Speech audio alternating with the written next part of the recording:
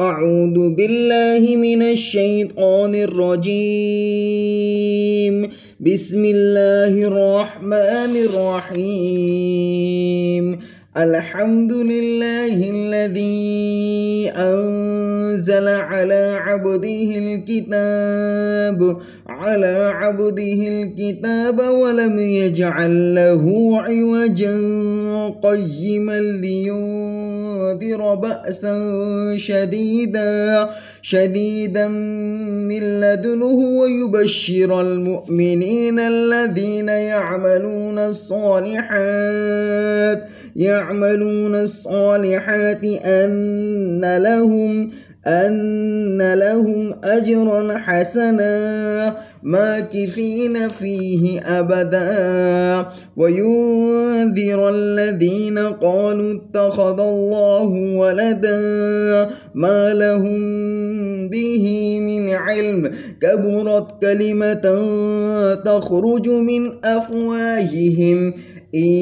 يقولون إلا كذبا، فلعلك باخع نفسك على آثارهم إن لم يؤمنوا بهذا الحديث أسفا. إنا جعلنا ما عليها صعيدا جرزا. أم حسبت أن أصحاب الكهف والرقيم كانوا من آياتنا عجبا، إذ أوى الفتية إلى الكهف فقالوا ربنا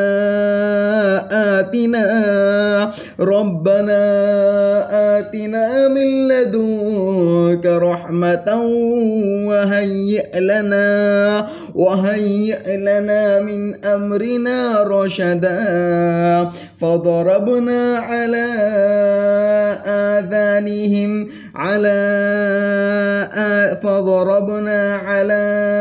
آذانهم في الكهف سنين عددا، ثم بعثناهم لنعلم أي الحزبين أحصى لما لبثوا أمدا. نحن نقص عليك نبأهم بالحق، إنهم فتية آمنوا بربهم وزدناهم هدى. وربطنا على قلوبهم إذ قاموا فقالوا ربنا رب السماوات والأرض لن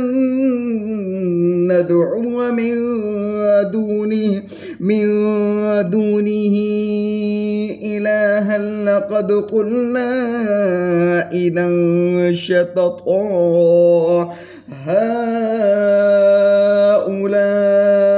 قوم اتخذوا من دونه آلهة لولا يأتون عليهم بسلطان بين. فمن أظلم ممن افترى على الله كذبا. وإذ اعتزلتموهم وما يعبدون إلا الله فأووا إلى الكهف ينشر لكم ربكم من رحمته ويهيئ لكم من أمركم مرفقا. وترى الشمس إذا طلعت تزاور عن كهفهم ذات اليمين وإذا غربت تقرضهم ذات الشمال وهم في فجوة منه. ذلك من آيات الله من يهد الله فهو المهتد ومن يضلل فلن تجد له وليا مرشدا وتحسبهم أيقاظا وهم رقود ونقلبهم ذات اليمين وذات الشمال وكلبهم باسط ذراعيه بالوصيد لو اطلعت عليهم لوليت منهم فرارا ولملئت منهم رعبا وكذلك بعثناهم ليتساءلوا بينهم قال قائل منهم كم لبثتم قالوا لبثنا يوما أو بعض يوم قالوا ربكم أعلم بما لبثتم فابعثوا أحدكم بورقكم هذه إلى المدينة فلينظر أيها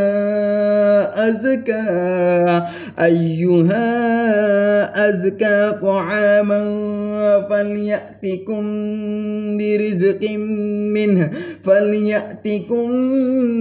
برزق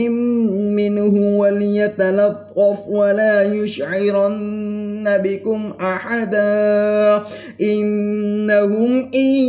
يظهروا عليكم يرجموكم أو يعيدوكم في ملتهم ولن تفلحوا إذا أبدا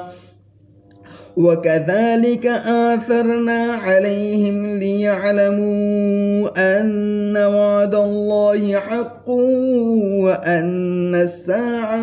وأن الساعة لا ريب فيها إذ يتنازعون بينهم أمرهم فقالوا بنوا عليهم بنيانا ربهم أعلم بهم قال الذين غلبوا على أمرهم لنتخذن عليهم مسجدا سيقولون ثلاثة رابعهم كلبهم ويقولون خمسة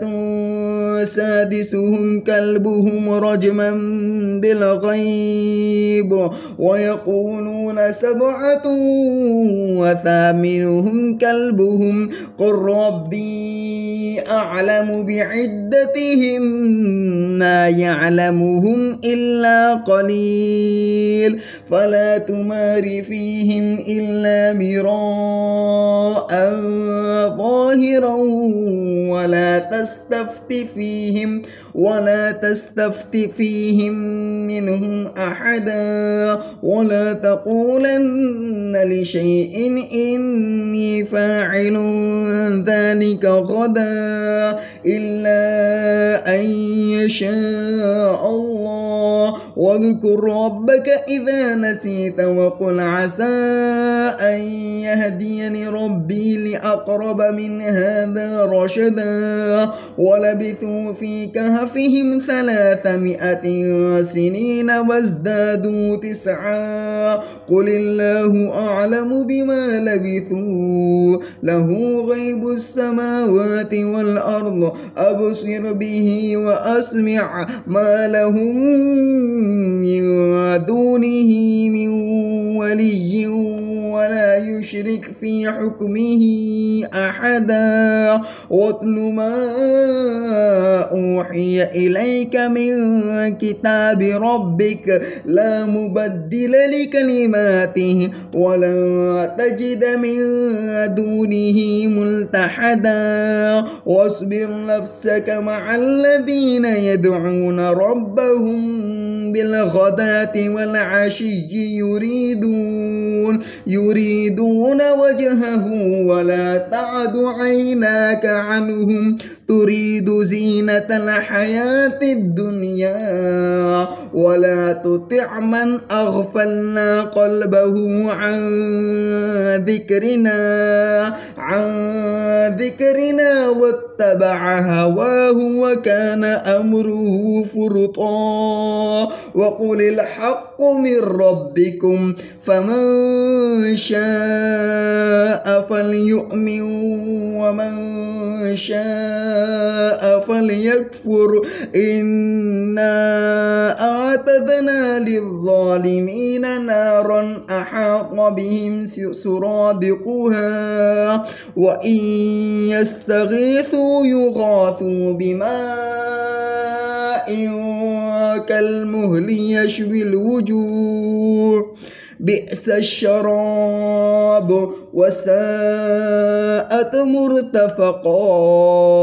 إن الذين آمنوا وعملوا الصالحات إنا لا نضيع أجر من أحسن عملا أولئك لهم جنات عدن تجري من تحتهم الأنهار يحلون فيها من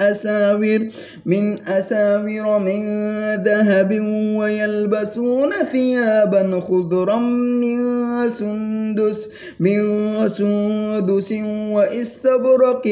متكئين فيها على العرائك نعم الثواب وحسنت مرتفقا واضرب لهم مثلا رجلين جعلنا لأحدهما جنتين من أعناب وحففناهما بنخل وجعلنا بينهما زرعا كلتا الجنتين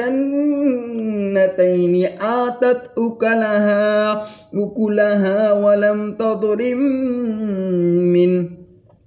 ولم تظلم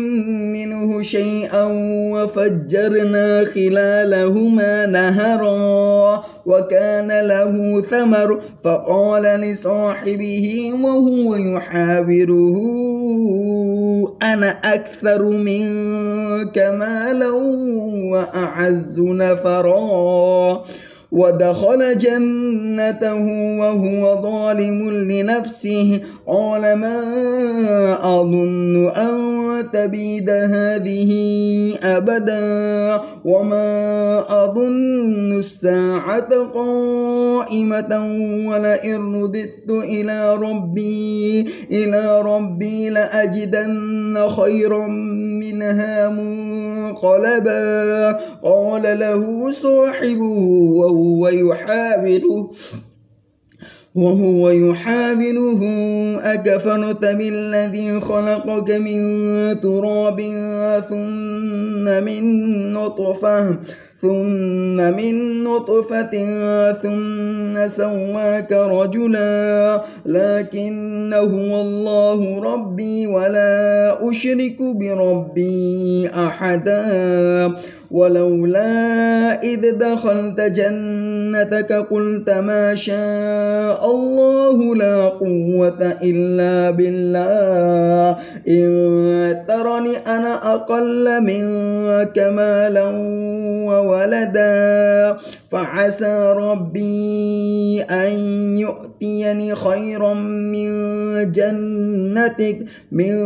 جنتك ويرسل عليها حسبانا من السماء فتصبح صعيدا زلقا أو يصبح ماؤها غورا فلن تستطيع له طلبا وأحيط بثمره فأصبح يقلب كفيه على ما أنفق فيها فيها وهي خاوية على عروشها ويقول يا ليتني لم أشرك بربي أحدا ولم تكن له فئة ينصرونه من دون الله وما كان منتصرا هنالك الولاية لله الحق هو خير ثوابا وخير عقبا واضرب لهم مثل الحياة الدنيا كماء إن أنزلناه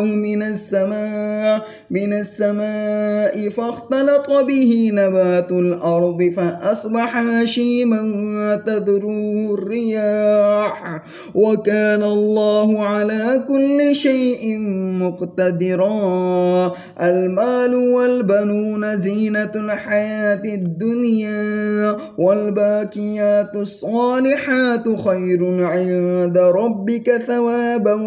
وخير أملا ويوم نسير الجبال وترى الأرض بارزة وحشرناهم فلم نغادر منهم أحدا وعرضوا على ربك صفا لقد جئتمونا كما خلقناكم أول مرة بل زعمتم أن لن نجعل لكم موعدا ووضع الكتاب فترى المجرمين مشفقين مما فيه ويقولون يا ويلتنا ما لهذا الكتاب لا يغادر صغيرة ولا كبيرة إلا أحصاها ووجدوا ما عملوا حاضرا ولا يظلم ربك أحدا وإذ قلنا للملائكة اسجدوا لآدم فسجدوا إلا إبليس كان من الجن ففسق عن أمر ربه أفتتخذونه وذريته أولياء من دوني وهم لكم عدو بئس للظالمين بدلا ما أشهدتهم خلق السماوات والأرض ولا خلق أنفسهم وما كنت متخذ المضلين عضدا ويوم يقول نادوا شركائي الذين زعمتم فدعوهم فلم يستجيبوا لهم وجعلنا بينهم موبقا ورأى المجرمون النار فظنوا أنهم واقعوها ولم يجدوا عنها مصرفا ولقد صرفنا في هذا القرآن للناس من كل مثل وكان الإنسان أكثر شيء جدلا وما منع الناس أن يؤمنوا إذ جاءهم الهدى ويستغفروا ربهم إلا أن تأتيهم سنة الأولين أو يأتيهم العذاب قبلا وما نرسل المرسلين إلا مبشرين ومنذرين ويجادل الذين كفروا بالباطل ليدحضوا به الحق واتخذوا آياتي وما أنذروا هزوا ومن أظلم ممن ذكر بآيات ربه فأعرض عنها ونسي ما قدمت يداه إنا جعلنا على قلوبهم أكنة أن يفقهوه وفي آذانهم وقرا وإن تدعوهم إلى الهدى فلن يهتدوا إذا أبدا وربك الغفور ذو الرحمة لو يؤاخذهم بما كسبوا لعجل لهم العذاب بل لهم موعد لن يجدوا من دونه موئلا وتلك القرى أهلكناهم لما ظلموا وجعلنا لمهلكهم موعدا وإذ قال موسى لفتاه لا أبرح حتى أبلغ مجمع البحرين أو أمضي حقبا فلما بلغا مجمع بينهما نسيا حوتهما فاتخذ سبيله في البحر سربا فلما جاوزا قال لفتاه آتنا غداءنا لقد لقيت من سفرنا هذا نصبا قال أرأيت إذ أوينا إلى الصخرة فإني نسيت الحوت وما أنسانيه إلا الشيطان أن أذكره واتخذ سبيله في البحر عجبا قال ذلك ما كنا نبغي فارتدا على آثارهما قصصا فوجدا عبدا من عبادنا آتيناه رحمة من عندنا وعلمناه من لدنا علما قال له موسى هل أتبعك على أن تعلمني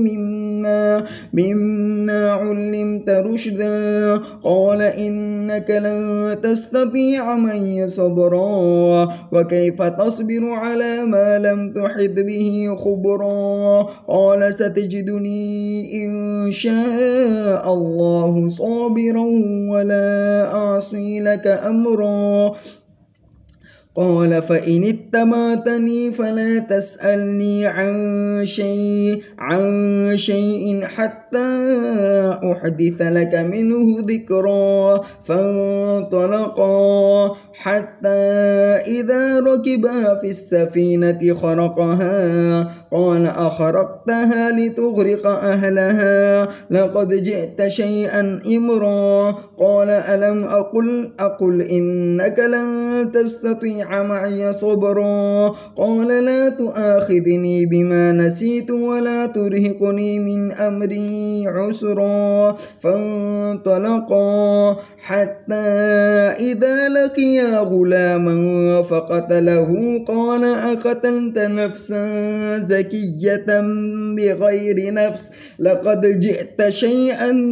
نكرا قال ألم أقل لك إنك لن تستطيع معي صبرا قال إن سألتك عن شيء بعدها فلا تصاحبني قد بلغت من لدني عذرا فانطلقا حتى إذا أتيا أهل قرية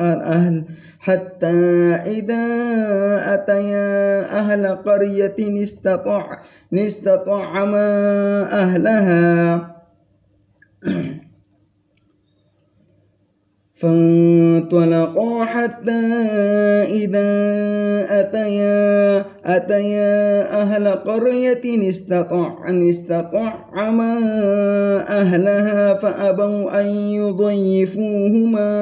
أن يضيفوهما فوجدا فيها جدارا يريد أن ينقض فأقامه قال لو شئت لاتخذت عليه أجرا قال هذا فراق بيني وبينك سأنبئك بتأويل ما لم تستطع عليه عليه صبرا. أما السفينة فكانت لمساكين يعملون في البحر فأردت أن أعيبها وكان وراءهم ملك يأخذ كل سفينة غصبا. وأما الغلام فكان أبواه مؤمنين فخشينا أن يرهقهما طغيانا وكفرا فأردنا أن يبدلهما ربهما خيرا منه زكاة وأقرب رحما. وأما الجدار فكان لغلامين يتيمين في المدينة وكان تحته كنز لهما وكان أبوهما صالحا فأراد ربك أن يبلغا أشدهما ويستخرجا كنزهما رحمة من ربك وما فعلته عن أمري ذلك تأويل ما لم تستطع عليه صبرا. ويسألونك عن ذي القرنين قل سأتلو عليكم منه ذكرا. إنا مكنا له في الأرض وآتيناه من كل شيء سببا فأتبع سببا حتى إذا بلغ مغرب الشمس وجدها تغرب في عين حمئة ووجد عندها قوما قلنا يا ذا القرنين إما أن تعذب وإما أن تتخذ فيهم حسنا. قال أما من ظلم فسوف نعذبه ثم يرد إلى ربه فيعذبه عذابا نكرا. وأما من آمن وعمل صالحا فله جزاء الحسنى وسنقول له من أمرنا يسرا. ثم أتبع سببا حتى إذا بلغ مطلع الشمس وجدها تطلع على قوم لم نجعل لهم من دونها سترا كذلك وقد أحطنا بما لديه خبرا. ثم أتبع سببا حتى إذا بلغ بين السدين وجد من دونهما قوما لا يكادون يفقهون قولا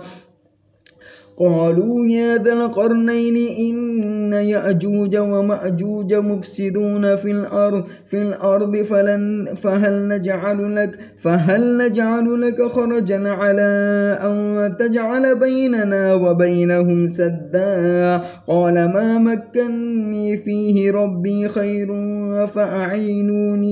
فأعينوني بقوة أجعل بينكم وبينهم ردما. آتوني زبر الحديد حتى إذا ساوى بين الصدفين قال انفخوا حتى إذا جعله نارا قال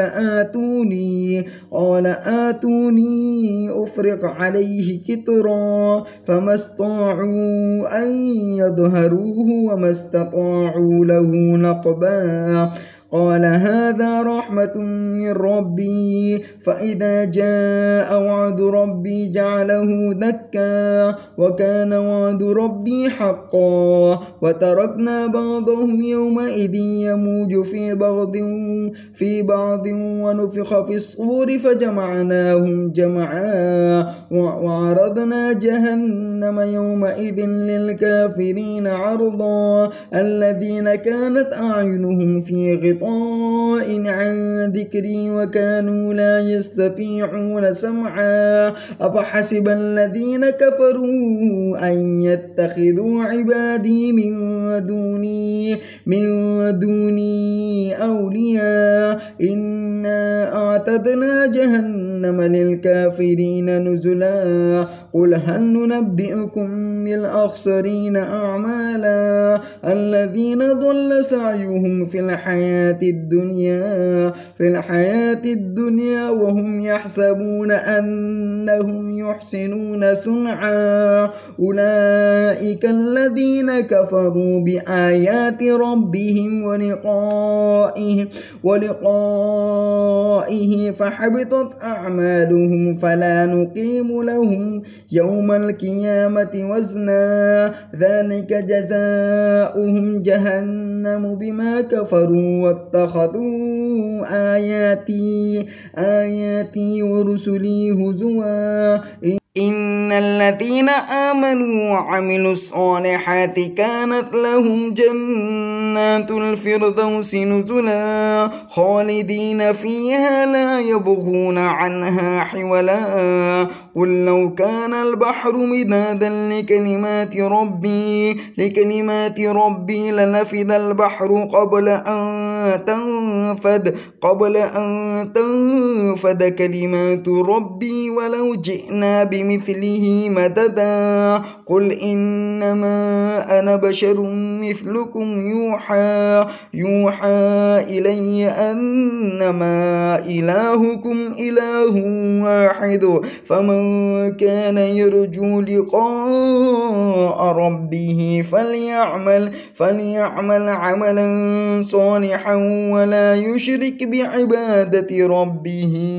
أحدا صدق الله العظيم.